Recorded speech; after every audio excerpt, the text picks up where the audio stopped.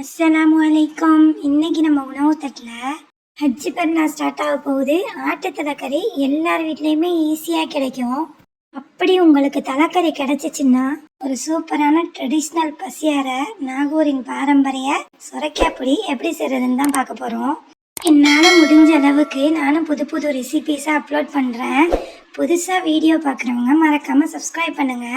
ஏற்கனவே சப்ஸ்கிரைப் பண்ணவங்க உங்கள் ஃப்ரெண்ட்ஸ் அண்ட் ஃபேமிலி கூட ஷேர் பண்ணுங்கள். நாங்கள் வீடியோக்குள்ளே போகலாம்.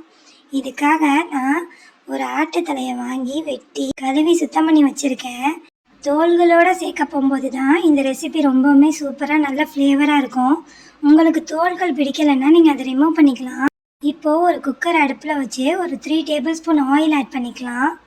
கொஞ்சம் தாராளமாகவே பட்டை, ஒரு 3 கிராம்பு, 3 ஏலக்காய் உள்ளக்க ஆட் பண்ணி இதை நல்லா வறுத்து விட்டுடலாம்.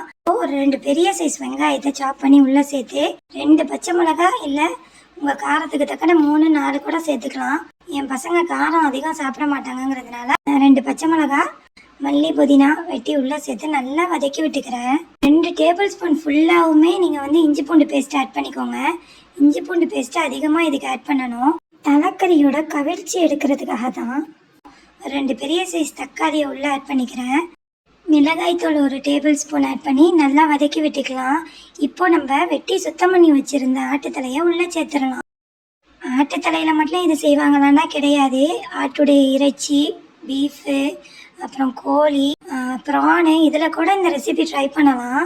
ஒவ்வொன்றும் வேகிற டைம் மட்டும்தான் வித்தியாசப்படும். இதை நல்லா வதக்கி விட்டு 1 டேபிள் ஸ்பூன் ஜீரகத்தூள், 1/2 டேபிள் ஸ்பூன் மிளகுத்தூள், 1 டேபிள் ஸ்பூன் கரம் மசாலா, தேவையான அளவு உப்பு சேர்த்துக்கோங்க. மசாலா தூள்கள் கொஞ்சம் தாராளமாகவே போட்டுக்கோங்க. அப்போ தான் இது நம்ம கஞ்சி பதத்தில் இருக்கும். அரிசி மாவு சேர்த்து தான் நம்ம பண்ண போகிறோம் இந்த ரெசிபி. இந்த மாவு எல்லா மசாலாவுமே இழுத்துக்கும். இப்போது இது கூட நம்ம இந்த ரெசிபிக்கு முக்கியமான ஒரு வெஜிடபிள் தான் ஆட் பண்ண போகிறோம். அதுதான் சுரைக்காய். நான் இன்னைக்கு நாட்டு சுரைக்காய் தான் எடுத்திருக்கேன். எந்த சுரைக்காய் வேணாலும் இதுக்கு நல்லா டேஸ்ட்டாக இருக்கும். சுரைக்காய் இல்லைன்னா பீக்கங்காய், புடலங்காய், அப்புறம் சவுச்சவுன்னு தண்ணி விடுற எந்த காய்கறிகள் வேணாலும் எடுத்துக்கலாம். ஆனால் ட்ரெடிஷ்னல் ரெசிப்பியில் சுரைக்காய் தான் யூஸ் பண்ணுவாங்க. இந்த மாதிரி குட்டி குட்டியாக கட் பண்ணி குக்கரில் கறியோடையே சேர்த்து வேக விட்டுருங்க. ஹை ஃப்ளேமில் 4 விசில், லோ ஃப்ளேமில் 4 விசில் கொடுத்து எடுத்துக்கலாம். இப்போது மாவு பிசைஞ்சிட்டு வந்துடலாம் வாங்க. இதுக்கு பர்மாவுன்னு சொல்லுவோம். குறப்பான அரிசி மாவு தான் நான் எடுத்திருக்கேன். 3 கப்பு அரிசி மாவு எடுத்திருக்கேன். தலைப்பால், தண்ணி பால்னு ஒரு தேங்காவை 2 போர்ஷனாக எடுத்து வச்சிருக்கிறேன். இப்போ நம்ம தண்ணி பாலை ஊற்றி தான் இந்த கொழுக்கட்டை பிணைய போகிறோம். யூஸ்வலாக எல்லாருமே தண்ணி ஊற்றி தான் கொழுக்கட்டை மாவு பிணையுவாங்க. தேங்காய் பால் ஊற்றி பிணையும் போது கொழுக்கட்டை சாஃப்டாக இருக்கும். 1/2 டீஸ்பூன் பெப்பர் தூள், தேவையான உப்பு, ஒரு 50 கிராம் வனஸ்பதியை உருக்காமையே உள்ளே சேர்த்து நல்லா இதை கலந்து விட்டுடலாம். இப்படி நீங்கள் கைகளால் கெட்டியாக பிடிச்சு பார்த்தா இந்த மாதிரி இறுக்கமாக இருக்கணும் மாவு. நல்லா இதை உதுத்து விட்டு ஒரு முட்டை இதில் உடச்சி ஊற்றிக்கோங்க. இப்போ நம்ம எடுத்து வச்சிருக்கிற தேங்காய் பாலை கொஞ்சம் கொஞ்சமாக உள்ளே ஆட் பண்ணி தான் நம்ம பிணைய போகிறோம். ஒரு மித்தமாக ஊற்றிட்டோன்னா ஒன்று கொடகொடப்பாக போயிடும், இல்லை அதோடைய கன்சிஸ்டன்சியை மாற்றிடும். ஸோ நீங்கள் கொழுக்கட்டை பிடிக்க வர்ற அளவுக்கு கொஞ்சம் கொஞ்சமாக தேங்காய் பால் உள்ளே சேர்த்து பிணைஞ்சிக்கோங்க. தண்ணி பால் பத்தலைன்னா தலைப்பால் கூட நீங்கள் சேர்த்து பிணையலாம். இந்த அளவுக்கு மாவு கன்சிஸ்டன்சி இறுக்கமாக இருக்கணும். கொழுக்கட்டை பிடிச்சா பிடிக்க வரணும். இந்த மாவை ஒரு 10 நிமிஷம் ரெஸ்ட் விட்டுக்கலாம். இப்போ நம்ம குக்கரை செக் பண்ணிடலாம். நம்மளுடைய தலைக்கறியுமே நல்லாவே வெந்துருச்சு. ஆனால் ரொம்ப தண்ணியாக இருந்தாலும் பயம் இல்லை, ஏன்னா நம்மளுக்கு இந்த சூப்பு தான் இந்த ரெசிபிக்கே தேவைப்படும். இப்போ ஒரு வாயகலமான பாத்திரத்தை எடுத்து அந்த தண்ணியை மட்டும் நம்ம எடுத்து விட்டுக்கலாம். இந்த தண்ணியோட நீங்கள் இன்னும் கொஞ்சம் தாராளமாகவே தண்ணி ஆட் பண்ணிக்கோங்க.